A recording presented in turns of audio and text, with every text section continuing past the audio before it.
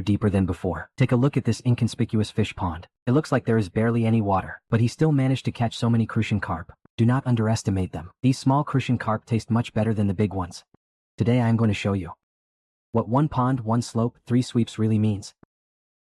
I feel like the owners of the fish ponds we have dug recently do not really have a clear idea. It is obvious this spot is easy to get stuck in, but he kept encouraging me, saying I could make it through. If this pit had not been shallow today, I bet you would be watching me get stuck right now. First, dig a hole in the middle of the fish pond and drain the remaining water into it. Did you see those crucian carp just now? The owner caught them with a dip net right here. The rest, some small silver carp about 1 or 2 gene, were all scooped up and thrown into the pit I just dug. Today's construction process is all about using local materials. Because the land around the fish pond does not belong to the owner, there is no place to pile up the mud either. So now I can only take soil from the bottom of the pond, let it break down inside the pond. I am basically working with what I have. As for how to do that, it is actually pretty simple. Just tear down the old dam first, then compact it over and over again, digging soil from the fish pond to widen and raise the embankment. Of course, the process of compacting while building is also essential, but the mud I am digging now is too watery. There is something very important when building this embankment. It must be done all at once. For example, the outer slope of the embankment can only be completed in a single go, since it has to be done in one go. I think it is actually quite challenging. First of all, the dam's surface and the outer slope, whether it is the edges or the height, all need to be kept consistent at all times.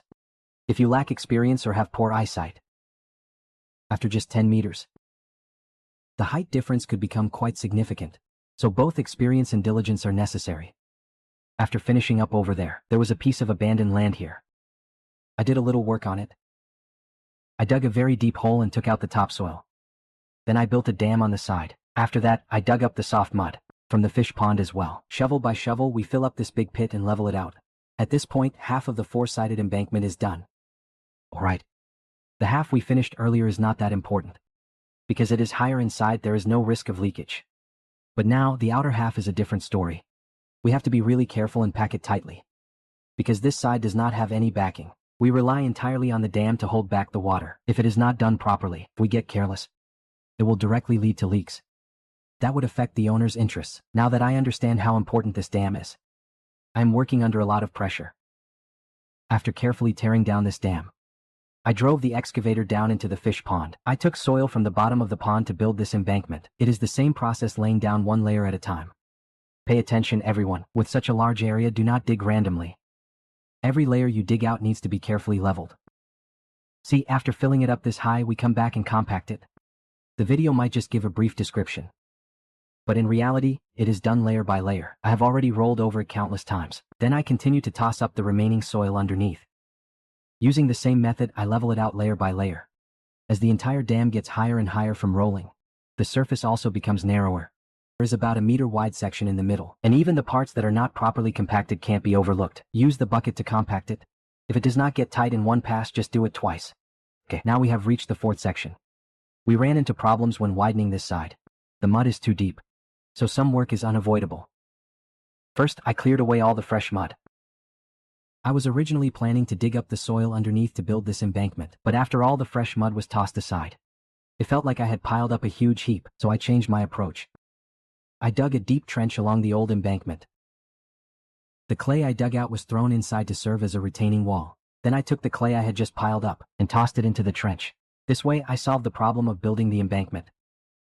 And I can get rid of it too. This huge pile of mud I just shoveled up. It is really killing 2 birds with 1 stone, let me tell you. Do not be fooled by how much mud is piled up here. I made it extra deep, wide, and high to prevent any leaks. There should not be any way for water to leak now, once it is done. The main structure of the fish pond embankment has been completed. Now I am driving the excavator outside. I am going to tidy up the outer slope of the embankment on this side, pack it down tightly. At the same time, I will clean up the soil that was scattered into other people's fields. I will make sure it is all cleaned up thoroughly. If they see it and get upset, that would not be good. Then I immediately drove the excavator back in, tidying up the inner slope of the entire fish pond. You can see the mud on this side is relatively dry.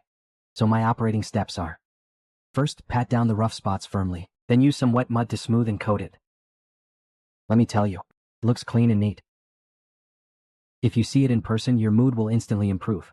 On the side where the water is shut off, it is all dry soil, so my method is pretty simple. Just one word, pat. If it does not feel right after one round, I will pat it again. Keep patting until every part is packed tight. Now let us switch to the other side. How do I describe the mud over here? Well, it is neither dry nor runny. But I feel like it is really sticky. I keep patting and pressing it over and over, then I smooth it out and spread it evenly. That is pretty much the whole process. The hardest and most troublesome slope I also decided to leave for last.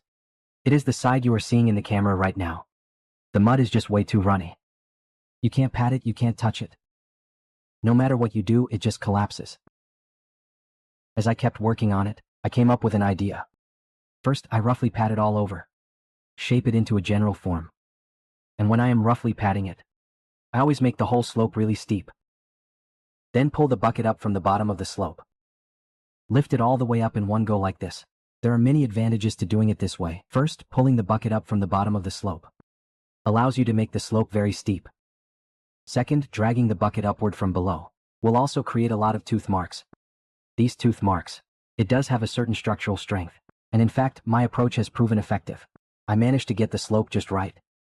There were no collapses, and since it has not collapsed now, it won't collapse in the future. As for the pond bottom, I leveled it while working on the slope. In the end, I finished the whole fish pond. It is at least 1 meter deeper than before. The owner is still very satisfied. I make a few hundred yuan a day. Life is colorful and vibrant. Thank you all for liking and following. See you next time.